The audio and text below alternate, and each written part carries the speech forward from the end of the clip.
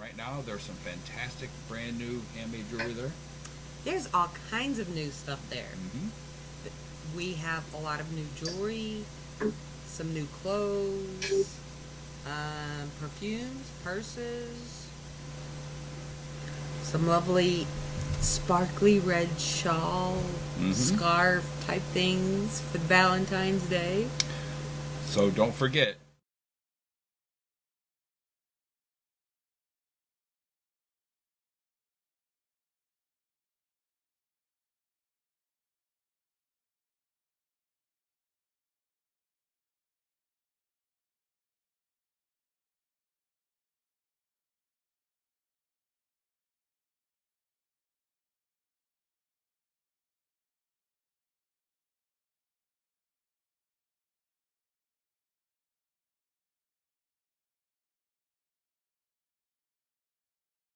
You can come meet Kim and I in person. You can meet Stephen LeChant. You can meet another one of our show hosts here, Selena Roan. Dakota Lawrence. Mitchell Winningham. Dr. Rita Louise. She is awesome to play around with. Martha Hazard-Decker, who is always fun. And Larry Flaxman. He will outthink you. And Kathy Nance. But you can join all of us at History, Haunts, and Legends. It'll be in Jefferson, Texas. You can go to www.jeffersonghostwalk.com. Ghost Walk, not Host Walk. Yeah, I guess eyes got a little bad on me there. But you can join us in April there. But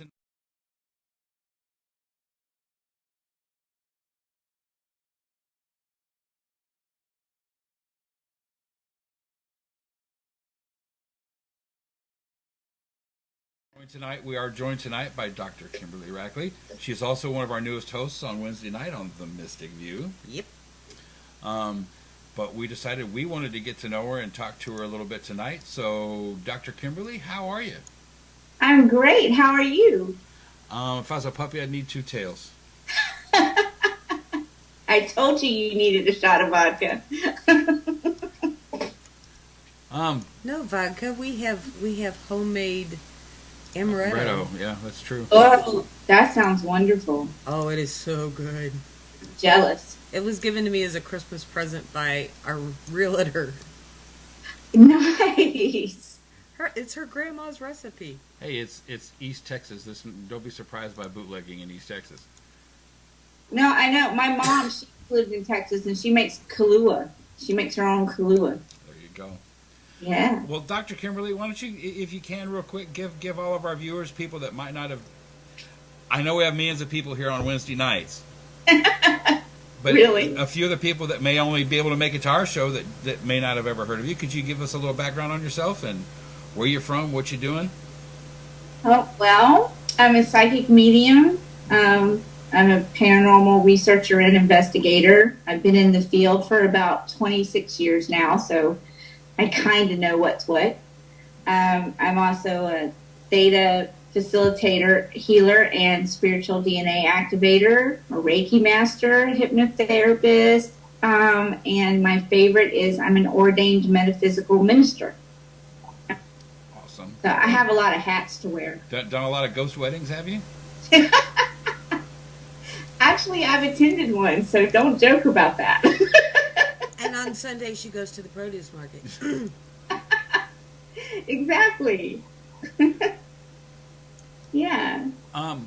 You've also been doing the broadcasting thing for a while. You were at another location. We'll leave it at that, and did your show, and you've come to join the Penn family. We're very pleased to have you on board. What's the one big change that you've seen in the last few years? Because a lot of people, and we've interviewed quite a few metaphysical people, and we have our own opinions, Kim and I, of what's been going on the last few years. What's the biggest metaphysical change you've seen happen in the last few years? Metaphysical change is the consciousness, basically, of mankind is finally starting to realize that energy is everything. Energy is motion, and energy can be directed by your thoughts, your feelings, beliefs, and I'm starting to see a lot of that within my own clients. Of course, I've been teaching this for years, but people are actually starting to understand that everything is connected. the paranormal is connected to religion or spirituality. Everything is interwoven into each other, including yourself. And people are just now starting to actually realize that on a conscious level. And I'm really happy about that. And that's why you see so much chaos going on, especially in America, because the consciousness of America is changing. And each individual within America also is changing. And all those vibrations and new thoughts and new beliefs and new ideas, they all have to come together. And that's what you're seeing now with what's going on in America and basically the world. Well, after that little chat argument I got into the other night, there are still a few closed-minded people. Yeah, I must agree with that. A friend of mine had posted something. There was a psychic, I don't even know who she is, was giving away one question readings. And this lady just pops on her Facebook and, well, you know, mediums are the workmen of the devil. The workmen. So next time you drive down the highway and you see the guys wearing the vest, just remember the hard hats. Any mediums, you're the workman of the devil. So you're allowed to lean on your shovel when you want to. Oh, I know the story well. Yes, I do. Well, and she got ridiculous about it. I'm like, who do you pray to? The Father, Son, and the Holy Ghost. And she's like, well, they're not dead. I'm like, they're not alive either. I'm like, okay, when's the last time one of them called you on the phone and you met up at Starbucks for coffee? And she stopped talking to me.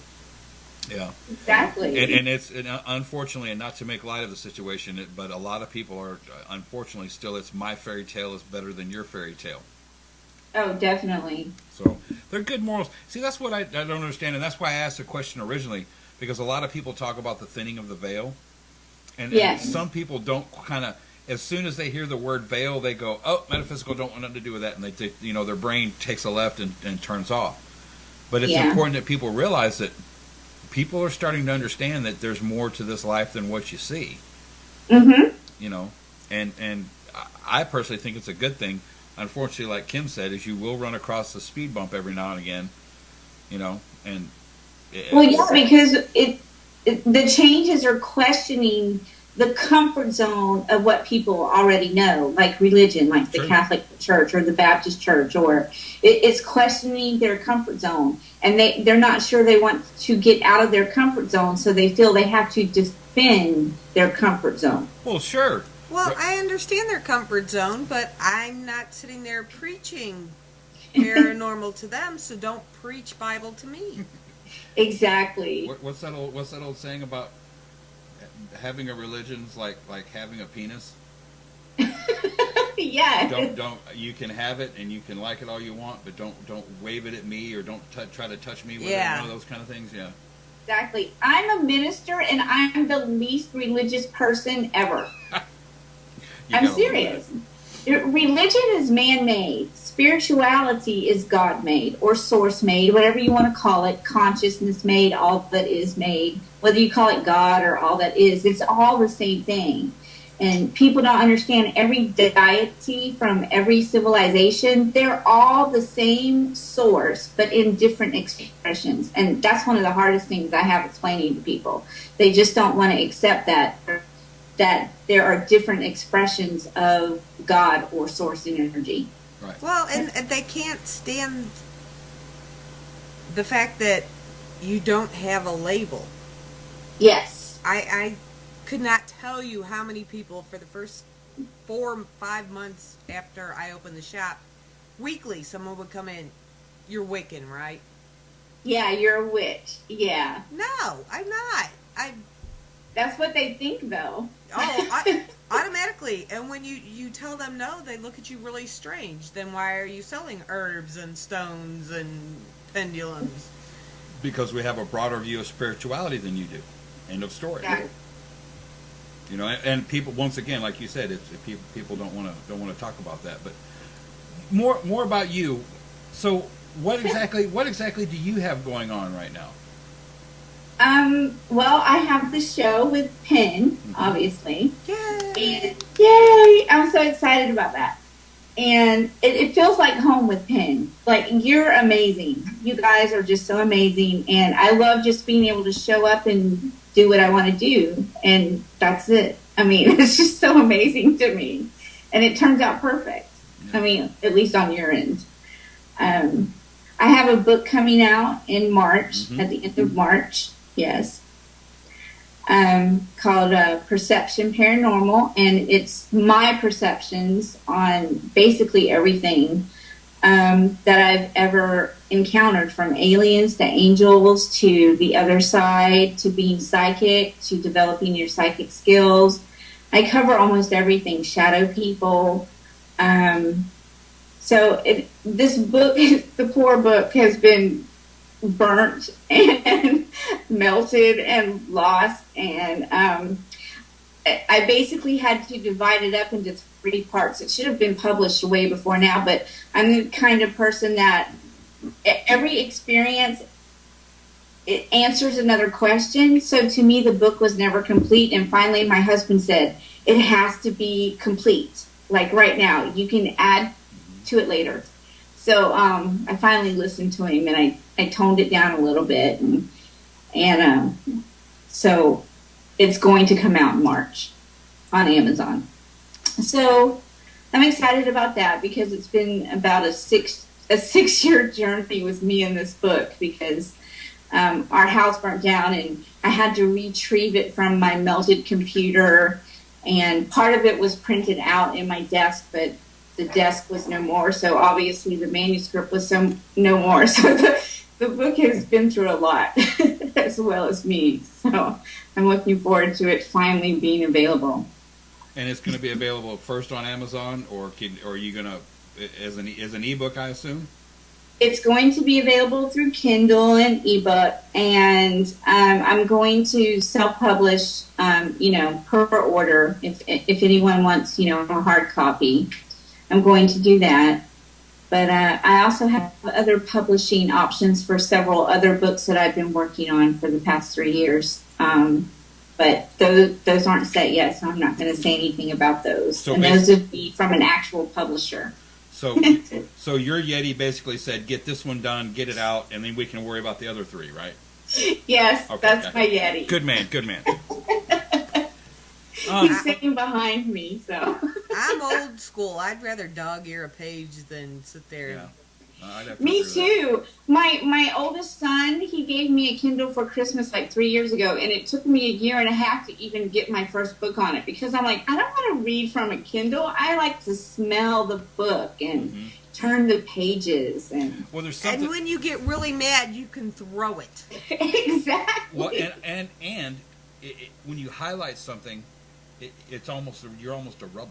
You know what I mean? That's right. You're marking in we the were book. I know the 3 of us all went to school at about the same time, and all 3 of us know that we were always told, don't tear up your textbook, don't write in it, don't write. That's what your book cover's for. So so when you get a book and you own it, and you can scribble in it all you want to. Exactly. All my research books, they have to be in print. They have to be in hardback, because I have yellow and pink highlight marks all over my research books. Yeah. I'm going to totally destroy Scotty Roberts and Dr. John Ward's new book, The Exodus Reality, because I of course have to make notes in it. So it's beautiful now, but it won't be when I'm done with it. Because I'm such a glutton for punishment, this is the one I'm attempting to tackle right now. And it's called Ghost. And it's True Encounters with the World Beyond by Hans Holzer. And it's about 150 of his various encounters, his documentation of his various encounters. It's like 1 billion pages long. Yes, 700 or 800 pages long. 700 and 800 pages long. But he wanted it for Christmas. He got it. Well, there's a reason why I'm reading it. He's amazing in the first place. You have to own anything by Hans Holzer. But and I heard this firsthand from David Roundtree, because David used to do research with Hans.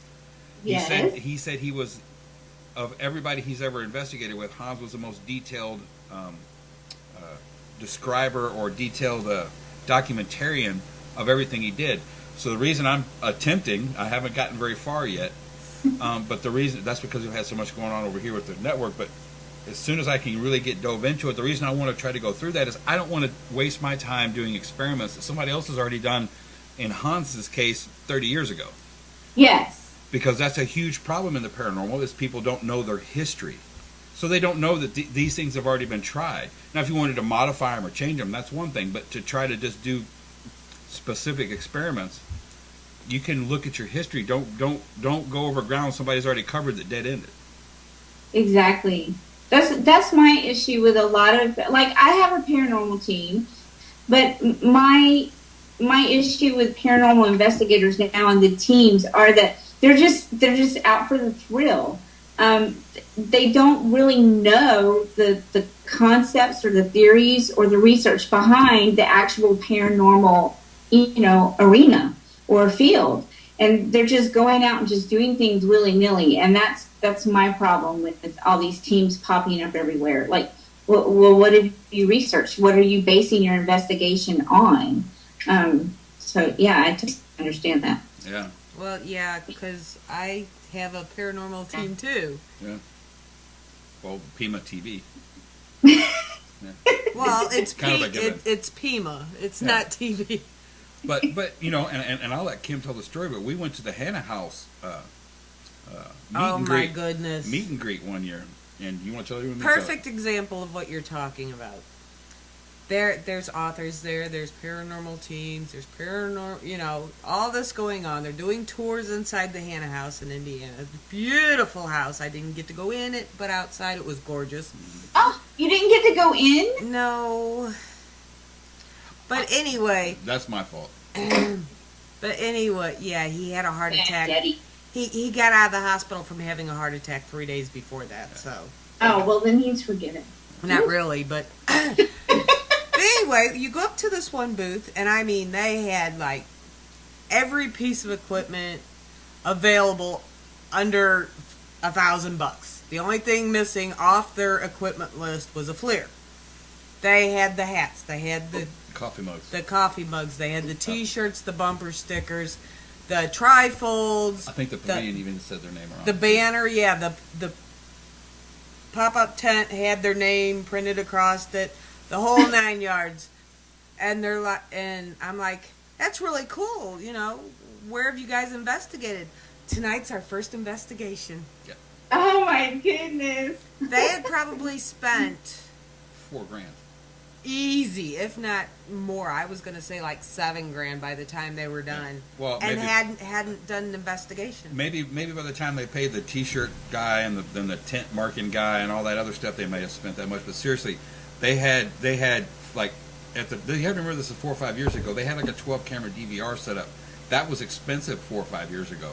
That was $1,000, $1,200. They had all this stuff laid out on the table, and Kim is not kidding, because we were both sitting there looking. 8 voice recorders, 3 millimeters, 4 K2s, and a partridge in a pear. Yeah.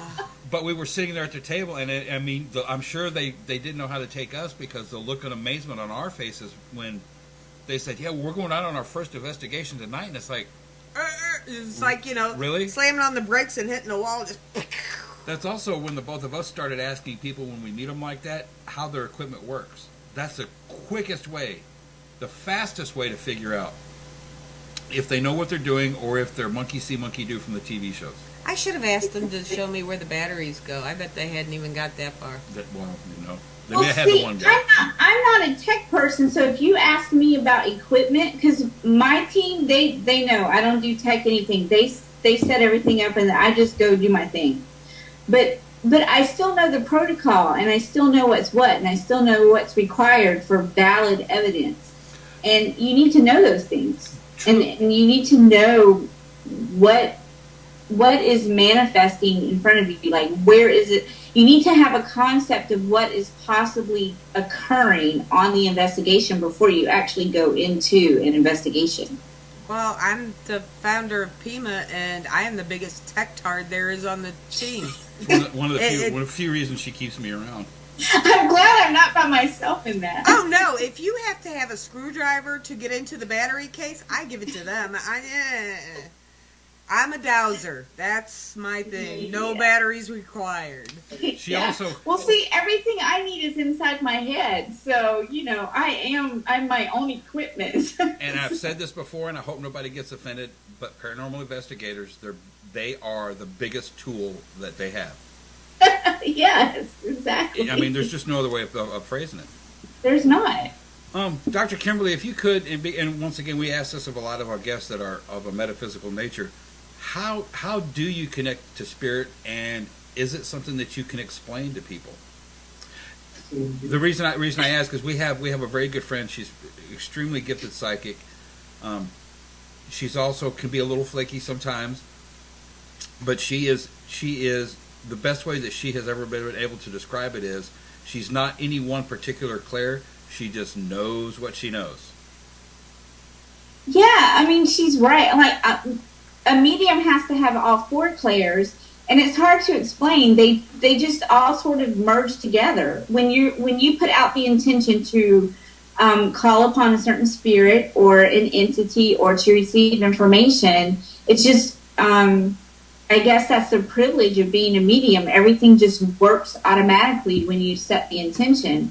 But to me, it's like I see images, I feel, and I hear phrases all at the same time. And somehow my brain can sometimes accurately manage to put it all together into like a story or what needs to be said. And sometimes it comes really fast and it doesn't come out quite the way you want it to. Mm-hmm. But basically you're interpreting vision, thought, and feeling all at the same time. But usually the thought, the feeling, the words, and the picture all match at the same time. Spirit's amazing. I mean, they give you everything you need to get the point across or to get the information out that you need to get out. But to verify anything that I do, I always count on feeling because I'm a very strong empath and emotions, they rule my life. So if I'm not sure of a vision that I'm seeing, a picture, or the words that I'm hearing, I tap into the emotion. And then the emotion clarifies for me what it is I'm seeing or hearing. Mental or physical empath? Both. Mainly physical. Yeah, I have a hard time.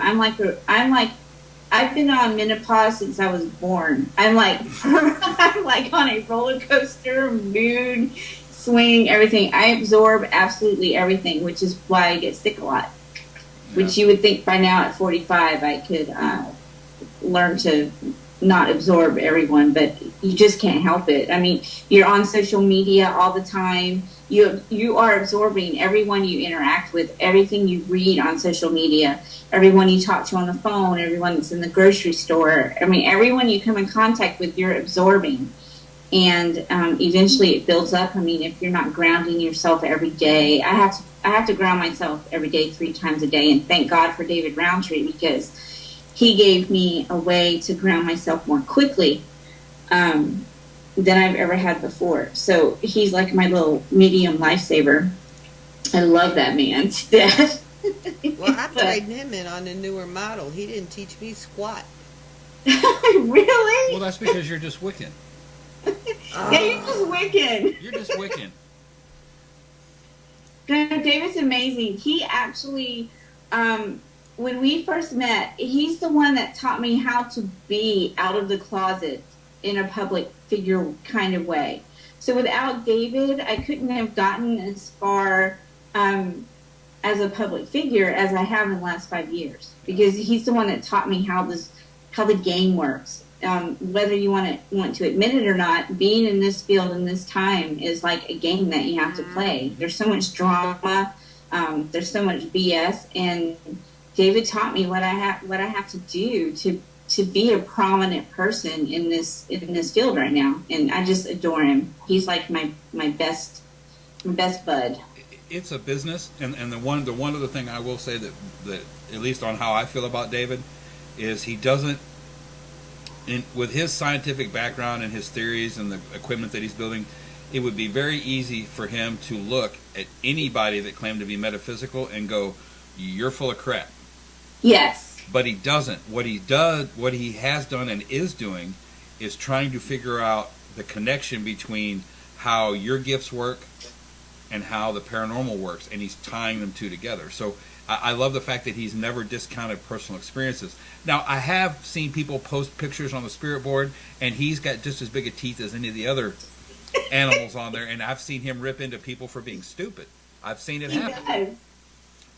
But that's okay. But when it comes to your experiences and your beliefs, he's believing of you, and I will give him that.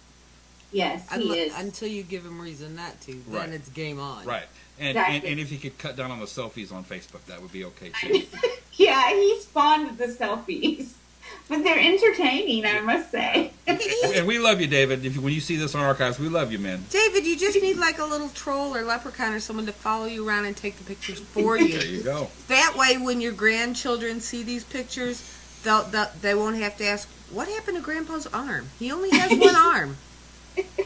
Why did Grandpa always post pictures of his nipples? I mean, there's going to be questions he's got to answer. David's nipples are all over Facebook. Yes, they are. And I didn't think we'd ever go down this path on this show, but evidently I did need that shot of vodka. You went there. You are located in Florida. Are you located near St. Augustine? I am.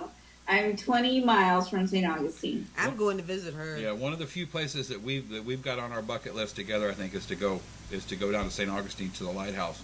Also, one of the few episodes of Ghost Hunters that nobody's ever disputed either. Exactly. Well, you can't because I have problems with Ghost Hunters sometimes, but that one show, because I've actually been to the lighthouse several times and I've done my own little investigation, and they pretty much found the same things that I did, the same experiences. So that's the one show that I give Ghost Hunters credit for, because I can validate what they experienced. I give them credit for the first 2 years.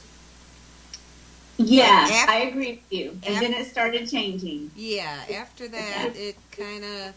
And I have to say, I do it every time, but I have to say, 90% of them that have been on Ghost Hunters International, Ghost Hunters Academy, I love them. We've met almost all of them. Love them. There's one or two that I could do without. But other than that, I love them. So even though I pick on their show, I do know the people, and I do have respect for them. Mm-hmm. Yeah. And the shows are for entertainment. That's something we've started trying to stress. They are for entertainment. They're not a Bible on how you do paranormal research. And people, once we can get the majority of people to understand that, we'll be okay. But like you mentioned, that's one of the biggest problems right now, is the whole fact that there's so many people out there that are strictly thrill seekers. And it's because they have seasons 1 through 5 of Ghost Hunters at home on DVD. And Ghost Adventures. Let's not forget. Oh my goodness. Don't get me started. Yeah. Actually, I like Aaron.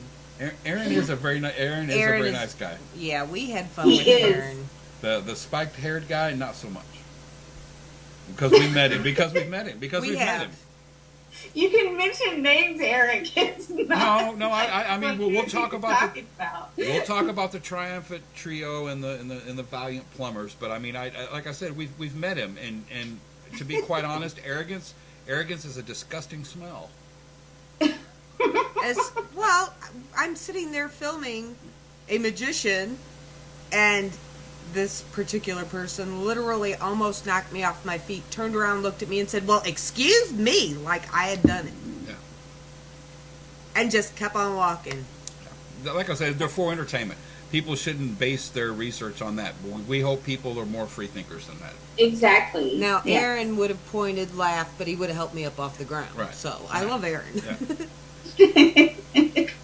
You guys should come down here. You can stay with me. I mean, I've been going to St. Augustine since I was 7 years old. I know it like the back of my hand. You should come down. I've never made it that far south in Florida. Well, you've never been to Florida at all.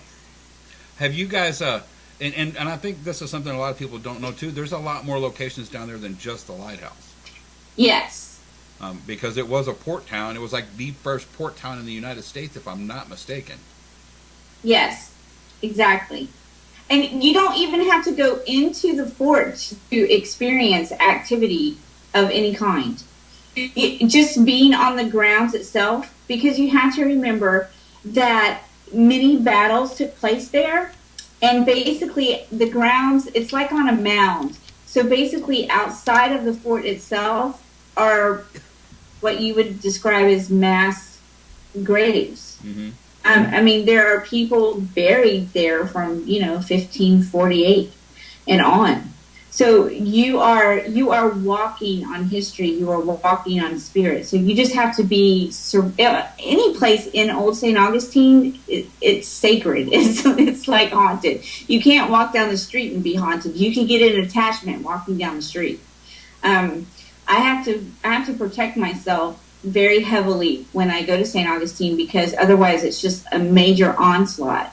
Because spirits will, if you're a medium, they'll walk right up to you and start talking to you. And they don't even want to be helped. They're happy to be where they are. Like, I've had a winch come out of a bar. It was a bar way back when, and it is still a bar now. And she came right out the door and started talking to me. She was really mad. And that's a nice word, because she was wondering if I took her man. And I'm like, oh, no, dear.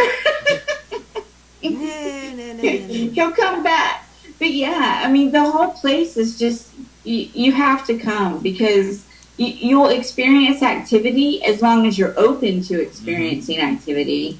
On every street, every corner, everywhere. I think that's pretty much standard issue at all the forts, though. Mm-hmm. Because I've been to Gettysburg, I've been to Fort Mifflin, I've been to, was it Cynthia, Stone River? Mm-hmm. Yeah, all the battlefields and weird stuff. Well, I have a hard time at battlefields, actually, because it's just so much all at one time. Stone River Battlefield, that's it. Thank you, Cynthia. Yeah, actually, though, I got paid at Fort Mifflin. Did you? Yeah, I did. We were in one of the casemates, not casemate 11, the infamous casemate, but we were in a different one, and we kept hearing this clicking. My co-host on Mondays, Mary, and I, and my friend Lori were up there, and we kept hearing this weird clicking, but it was all the way in the back to the left, and I'm in there, and it's like, okay, what the heck is this? And all of us got our flashlights going, and I get all the way back there, turn around, and all of a sudden you see this bling, and I look down, and there's a dime on the floor. The flashlights would have caught it long before then. So yeah, I got paid a dime. And this whole conversation kind of brings up a question that I would be curious to hear your answer for. How do you feel about the people that constantly think that they have to walk into a location, and that every spirit that they're going to run into is trapped, and it's their God-given gift to pass these people along? Bless their hearts, and I know most of them mean well,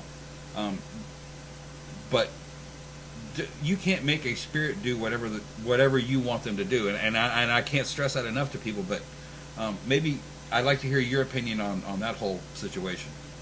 Yeah, it's a nice thought. Because people think if they have gifts that it's for a specific reason, and you have to be the avenue that gets them to where they need to go. But it's not that way. You're just there to listen and to assist. I like to remind people, especially going into an investigation, that most spirits, especially if it's in a historic location, they're choosing to be there for a reason. You're not going to change their minds. Like, there's this thing called spirit rescue where you counsel the spirit and all that kind of thing, which I do with recently deceased people. Spirits who are hanging around that have been recently deceased in the last 10 years. But if you're dealing with an historic spirit, they're choosing to be there for a reason, and they're totally happy being there, or they wouldn't still be there, because Archangel Azrael, he is the angel of souls. He keeps track of every soul that has ever lived on the earth at any point in time. So he knows what every soul is doing, and where every soul should be. So whenever Archangel Azrael and the powers that be think that that soul needs to move on, that soul is going to move on. It will no longer haunt the place.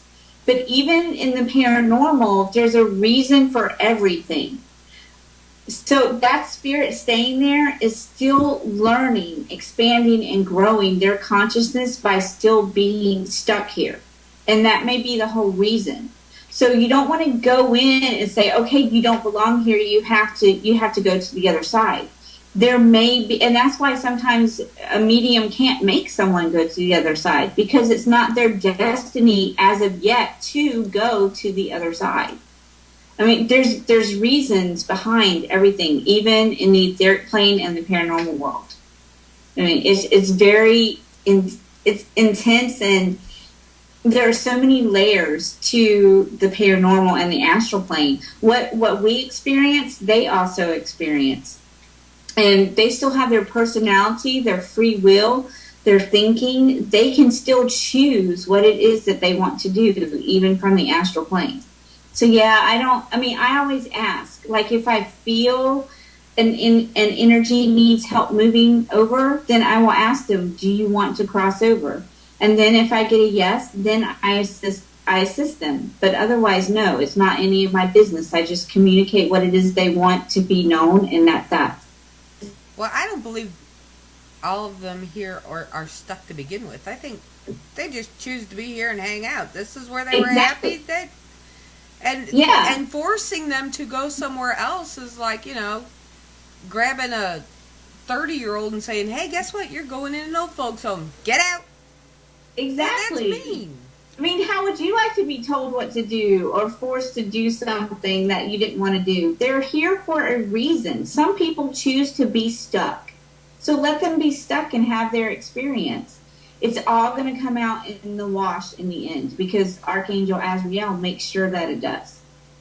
And I feel sorry for the next generation of ghost hunters when we all start dropping. That next crew. Well, I think that's probably when there's going to be a huge breakthrough, because there are some very scientific engineering type people. They're going to start getting EVPs like it's this frequency. You're going to start getting stuff like that. Turn off the blinky lights and pick up the ink pen. Well, and we already know that they can do that from our experiences at OSPH. Well, at OSPH, they're talking about us. Yeah. We have actually heard EVPs that were recorded of spirits talking about the investigators. Really? Yeah. That's like Class A plus. Class A? Wow.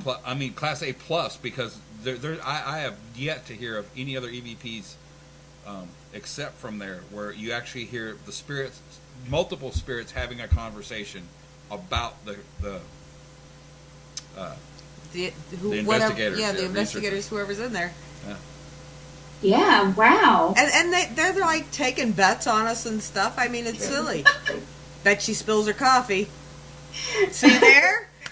People always take bets on me. I'm like, look, I'm not out to prove anything. Everything's an experience and a perception. So if you're putting me into something, this is what you're going to get. I'm going to tell you what I see, hear, and feel, and know. And beyond that, I don't care what you do with it, because for me, it's already real. So just do your thing. Well, it's just very strange to get an EVP of hearing them say, bet she'll do this. Watch him do that. And here they come again, Well, our team is actually hoping that occurs, because our founder, the mainstay of our group, and my dearest best friend ever, he passed away a year and a few months ago. And he was so fascinated with how the spiritual side of the paranormal works. And I could not get a message from him forever, because I missed him so much, and I was angry, and I was just so grief-stricken over losing my very best friend in the whole world that I couldn't hear him or see him or feel him until about 2 months ago.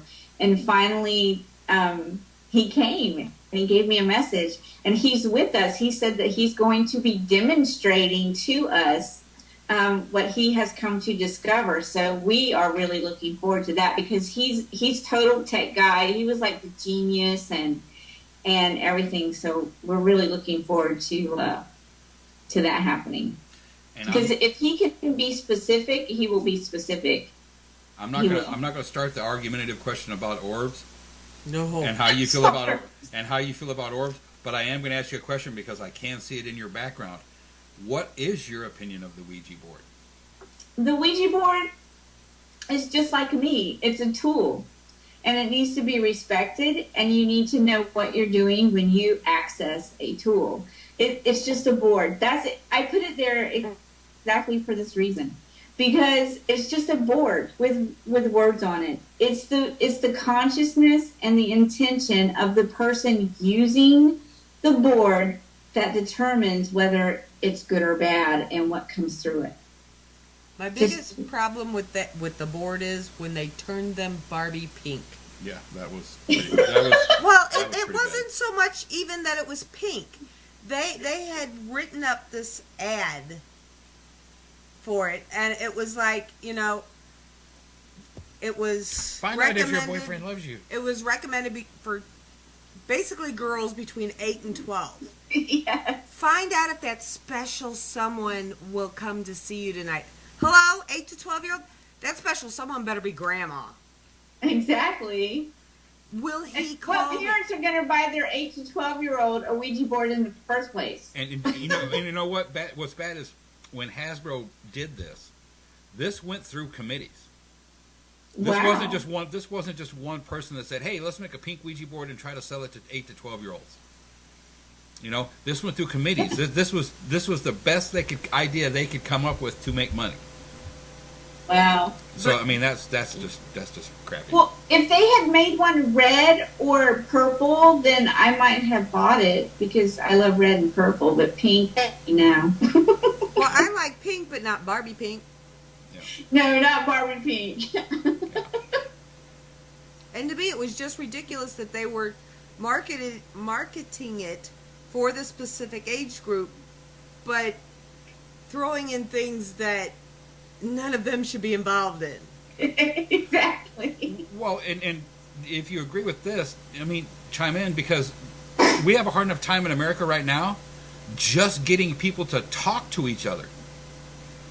We've seen families out for dinner, and they're all 4 people in the family. The mother, the daughter, the son, and the daughter are sitting there, and they're texting. We've seen your children and their wives sit across from each other, texting each other back and forth. 4 of them. Oh my goodness. Never saying a word to each other, but the thumbs were moving. I only do that to my husband when we're in the same room. If there's something really funny that I want to shock him with or whatever, and I'll pick up my phone and text him a little nasty message or something. Well, but besides that, and there's nothing wrong. There's nothing wrong with sexting your husband, but I'm just saying we have a hard enough time in these days and times getting people to communicate normally. When you start throwing a metaphysical tool like the Ouija board at people that have no concept or clue of what socialization of what they're doing, or who they're talking to or through, or how to properly stop that conversation, that's the issue that I have. Yes, definitely. Mm-hmm. I said we ban all text phones. I don't know. Well, she can have hers. She can have hers. Texting. You're also Wiccan, and that's why you're saying that. You say that one more time, I'm gonna bop you right upside your head. Yeah, you witchy woman, you. Yeah, that's me. And I have been putting up your link to drkimberlyrackley.com. If somebody goes there, what can they find there? Well, they can find out how to order a reading or any of the other services that I have. I have some paranormal things up there, some of my theories and articles, and my interview with a ghost. When you're a medium, you can basically talk to whoever you want to as long as they're available. So I just started interviewing famous people. And my current one that's up on the website is my interview with Marilyn Monroe. So that's an interesting thing. And I try to include everything because I'm involved in everything. So there's things about healing and paranormal, and there's groups that if you join the network, you can join groups, and you can have your own profile like you do on Facebook if you go to the website. And obviously there's a show page for my show and my future just radio show. And there's also I have I guess you could call it a club. It's a psychic reading forum club, and you can join that club. And 3 days a week, I'm available to anyone, and I'll answer your questions of a psychic nature or spiritual nature. Will my boyfriend ever get back with me? Exactly. Yes. Well, you know, and that's humorous. That's a good one. Thank you.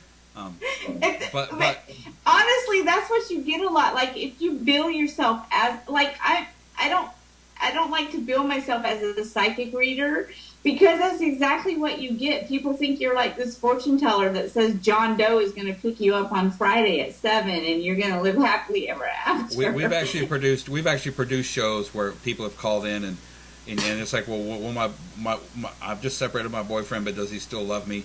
And the poor reader on the other end of that question will do the best they can to answer it. And then halfway through the conversation, you know, the caller will go out, you know, well, you know, he did move back in with his wife and 3 kids, but when will he, you know, and when will he move back in with me? Right. Do you have a month? Can you tell me the exact hour and minutes that he's going to come back? What does he look like? Right. What car does he drive? Yeah. Exactly. When I do live readings when I appear on radio shows and I do live readings for them, that's exactly the kind of scenario that I get. And it's so hilarious. I'm like, please screen your calls, please. Well, and I have, and this, that brings up a very important topic, and give me your take on this, the free will. How do you feel about free will? Because that's what people don't understand when they ask questions like that there's somebody else who has a possibility of making a decision that could influence what they're asking you to foresee for them. Exactly. They don't understand it. That's the whole thing that I try to teach in everything that I do, is that everyone has free will.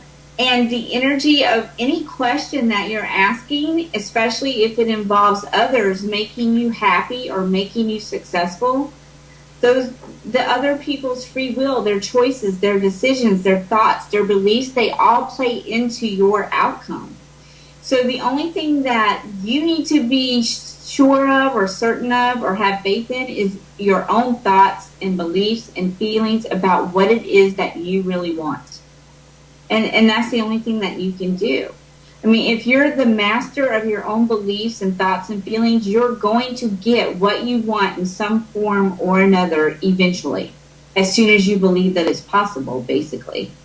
But yeah, you can't control the feelings, thoughts, or beliefs of other people or the decisions that you make.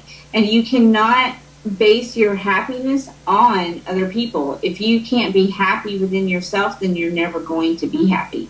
Your happiness within yourself attracts the happiness of other people, and then you enhance each other. And that's the hardest thing that I have to get across to some clients, especially those who are, you know, wanting relationships or romances to occur. Well, the big thing is love, yeah. And another thing they need to realize is, if you're sitting at the computer or on the phone 12 hours a day calling different psychics hoping for that specific answer, you're not outside meeting whoever it may have been. Exactly. And they don't understand either that a psychic is only reading the energy of your thoughts, feelings, and beliefs that you currently have at that moment. They're reading the consciousness that you have at that moment. You change a thought, a feeling, or belief, and you suddenly become unaligned, you're changing the outcome of any reading that you just get. So people don't realize that your thoughts, feelings, and beliefs, all three have to be aligned for any outcome to stay the same. Well, and that's why people need to also understand that a very ethical reader will not do a third person reading. No, I don't like doing them. You may be able to see how somebody would influence that person or how they would treat you in the future. That's something that can be asked. But to ask what Bob is going to do, who knows? Unless Bob's sitting across from me, I can't tell you. But I have a problem with that. Yeah. Or those who call in wanting to know what their daughter and son-in-law are doing. Yeah. It's none of your business. Call them and ask them. Exactly. It's their life, their choices. I mean, I can tell you the energy that's surrounding them and if it's good or bad, but I'm not going to tell you what it is that they're doing or what they're planning or anything like that. No, not happening. Yeah. And anybody that claims that they can or will do that, that's fidgety ground. That's a good reason to say, well, thank you for your time, and you get up and you walk away.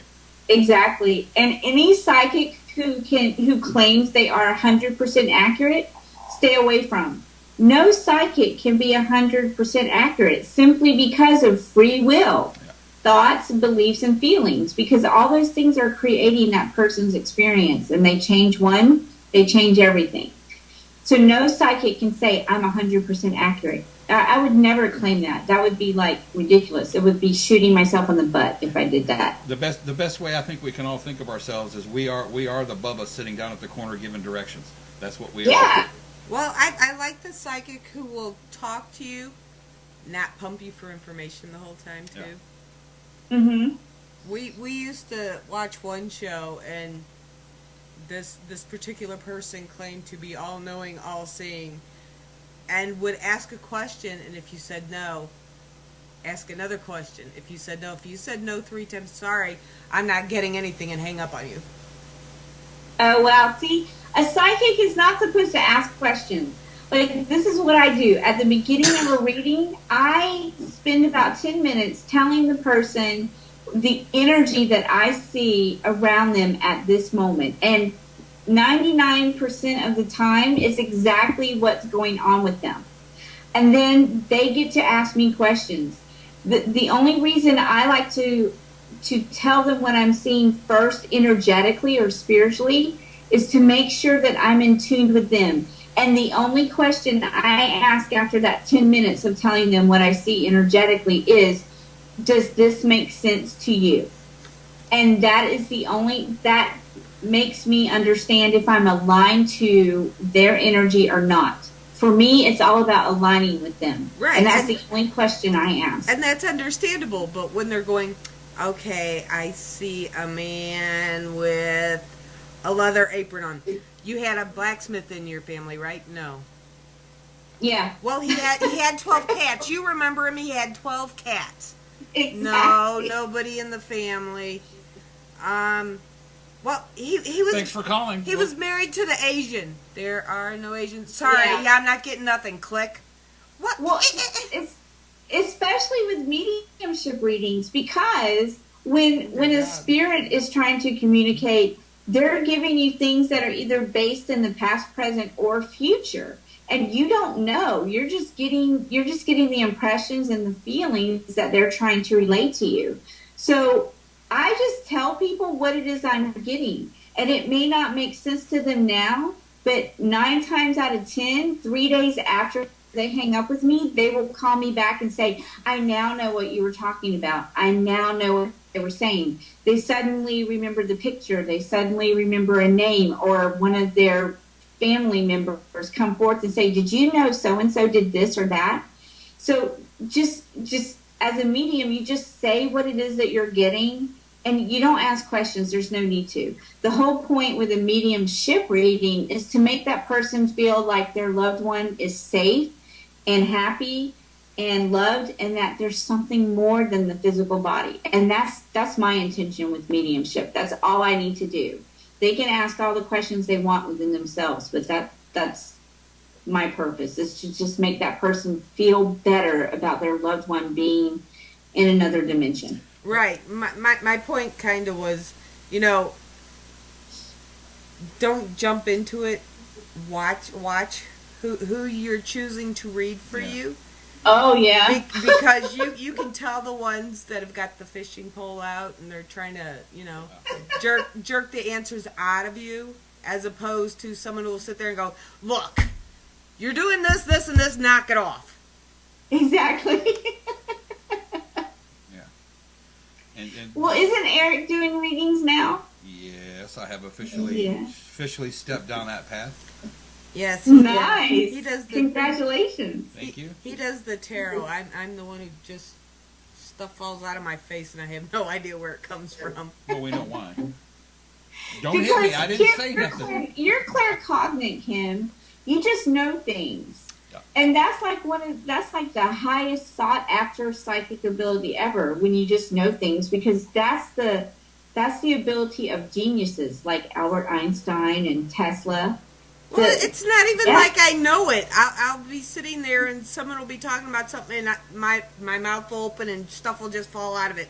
And they'll look at me and go, how did you know? I don't know. Where'd you get? I don't know. I don't get pictures. I don't get voices. It just shoots out of my mouth and before I can take it back. Yep. Do you think Tesla and Einstein knew where their things came from? No, they just knew they were there. Well, Einstein's came from his hair.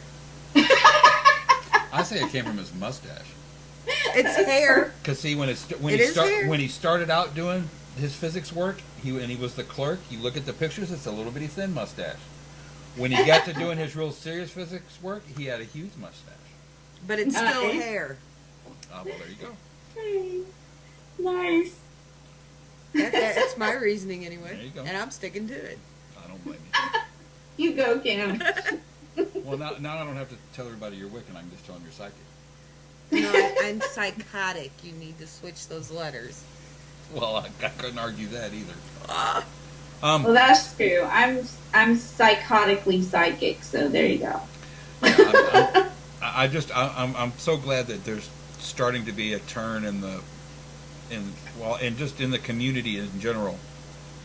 I agree. Where people are being, at least from what I've seen, being much more tolerant about people's gifts and experiences, and much more understanding of what's going on. It's nice to see. Yeah, it's been a rough road, at least for me, living in the deep South, so the Bible Belt. Yeah, well, you're kind of on the left-hand side or the right-hand side of the buckle, and we're over here at the part where the belt hangs down a little bit. That's kind of where we're at. We're like the first belt hole. That's perfect. Once again, if anybody wants to get a hold of you, then get a hold of you at drkimberlyrackley.com. Yes. Readings, joining the groups and all that. Everything's there, right?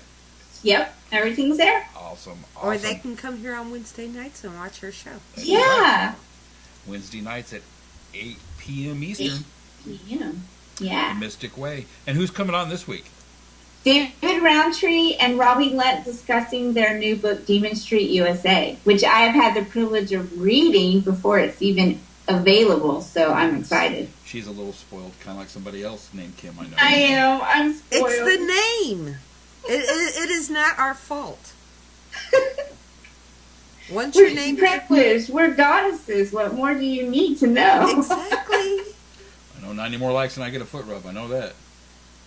We didn't shake on it. See, it must be the Yeti thing because my man adores foot rubs too. Oh my goodness. Well, we made a deal whether she's going to cop to it or not. We did not make a deal. We made an deal. agreement that when we hit 2,000 likes on our Facebook small business page, this psychic Wiccan right here told me that she would give me a foot rub. No, I didn't. So she foretold that she would be rubbing He my said, feet. when we hit this many, I owe you a foot rub. He said, and when we hit this many, then you owe me one. That is not me agreeing to it. That is him telling me. My husband's behind me laughing. It's called Welching. It's called Welching. Maybe I am Welch. You don't know. Ah, great. Aha. Quit it. So, Dr. Kimberly, I know we've kind of come down to the end of it here. Awesome hole. I think everybody should come in here on Wednesdays at 8 o'clock. Come in here every night of the week. Come here on Mondays too at 8 o'clock. Yeah. Just saying. Just saying with Mary and myself. Who's on Just Saying this week? Florence, the owner of Battlefield Bed and Breakfast in Gettysburg. Mm-hmm. Ooh. Yep. We love Florence. Florence is and we love her bed and breakfast. Real quick before we jet out of here, Everybody be sure and go and check out not only the Penn Radio page, but Penn too. Real quick, as much as I hate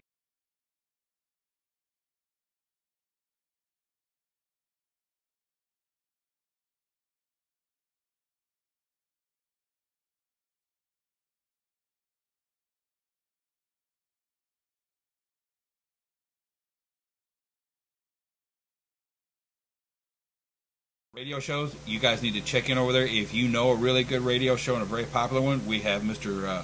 The Duck himself, Jim Mallard, is in our chat room, and his show is also on the radio page, so you can find everything you need right here at PEM. Ducky Rock. And if you can't, personally email Eric and tell him I said to give it to you. Because she's psychotic. That's right.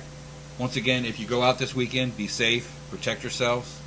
Stay warm if you're up north, and take a light jacket if you're down here. Yeah. So, everybody, survive your winter vortex. Have a great week. And thank you, Dr. Kimberly, for being. Thank you, guys. Any mediums, you're the workman of the devil, so you're allowed to lean on your shovel when you want to. Oh, I know the story well. Yes, I do. Well, and she got ridiculous about it. I'm like, who do you pray to? The Father, Son, and the Holy Ghost. And she's like, well, they're not dead. I'm like, they're not alive either. I'm like, okay, when's the last time one of them called you on the phone and you met up at Starbucks for coffee? And she stopped talking to me. Yeah. Exactly. And it's unfortunately, and not to make light of the situation, but a lot of people are, unfortunately, still, it's my fairy tale is better than your fairy tale.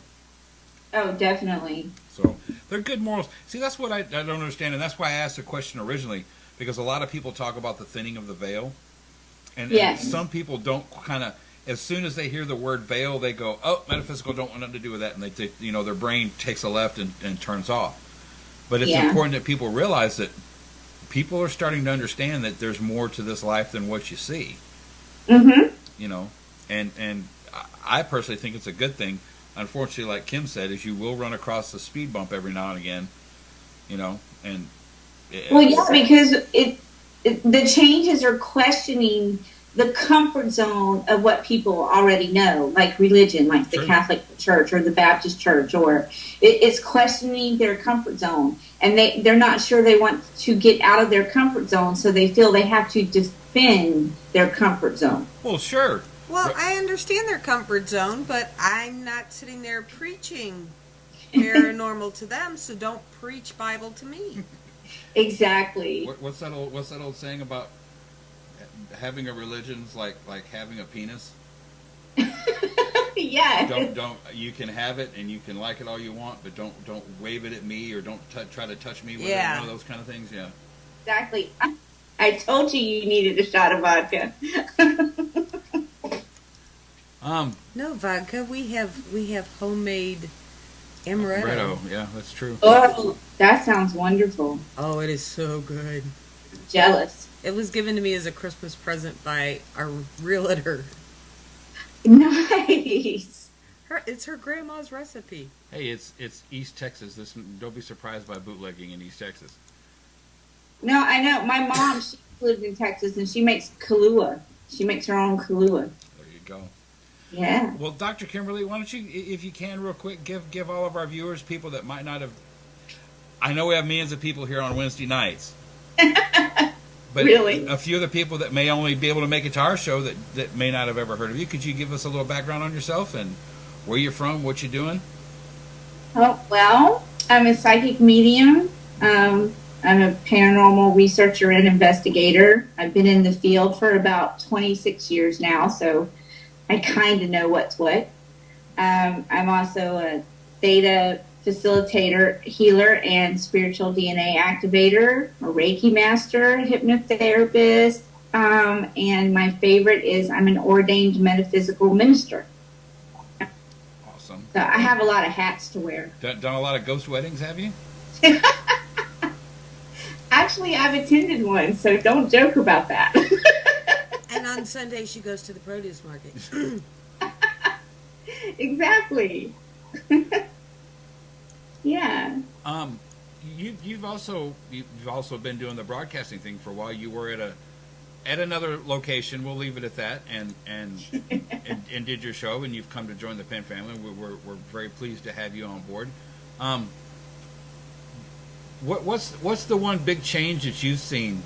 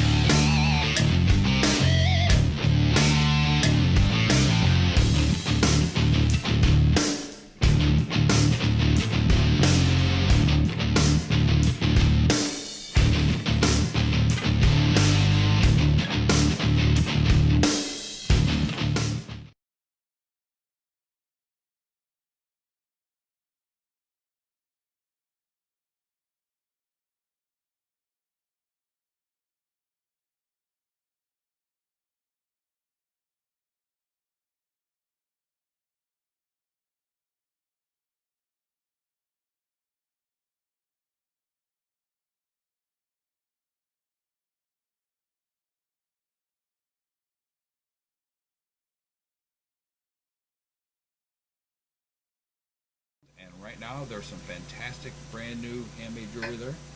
There's all kinds of new stuff there. Mm-hmm. We have a lot of new jewelry, some new clothes, perfumes, purses. In the last few years, because a lot of people, and we've interviewed quite a few metaphysical people, and we have our own opinions, Kim and I, of what's been going on the last few years. What's the biggest metaphysical change you've seen happen in the last few years? Metaphysical change is the consciousness, basically, of mankind is finally starting to realize that energy is everything. Energy is motion, and energy can be directed by your thoughts, your feelings, beliefs, and I'm starting to see a lot of that within my own clients. Of course, I've been teaching this for years, but people are actually starting to understand that everything is connected. The paranormal is connected to religion or spirituality. Everything is interwoven into each other, including yourself, and people are just now starting to actually realize that on a conscious level. And I'm really happy about that. And that's why you see so much chaos going on, especially in America, because the consciousness of America is changing. And each individual within America also is changing. And all those vibrations and new thoughts and new beliefs and new ideas, they all have to come together. And that's what you're seeing now with what's going on in America and basically the world. Well, after that little chat argument I got into the other night, there are still a few closed-minded people. Yeah, I must agree with that. A friend of mine had posted something. There was a psychic, I don't even know who she is, was giving away one question readings. And this lady just pops on her Facebook and, well, you know, mediums are the workmen of the devil. The workmen. So next time you drive down the highway and you see the guys wearing the vest, just remember. The hard hats. Some lovely sparkly red shawl, scarf type things for Valentine's Day. So don't forget.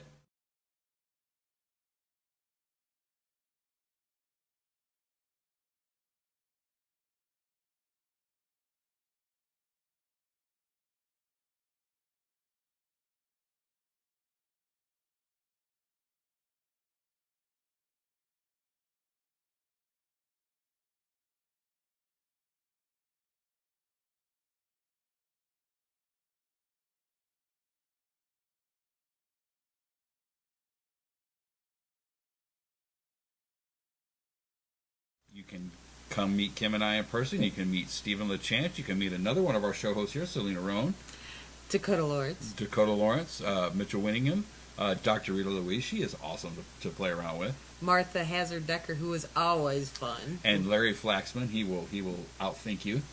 And Kathy Nance. But you can join all of us at History, Haunts, and Legends. It'll be in Jefferson, Texas. You can go to www.jeffersonghostwalk.com. Ghost Walk, not Host Walk. Yeah, I guess eyes got a little bad on me there. But you can join us in April there. But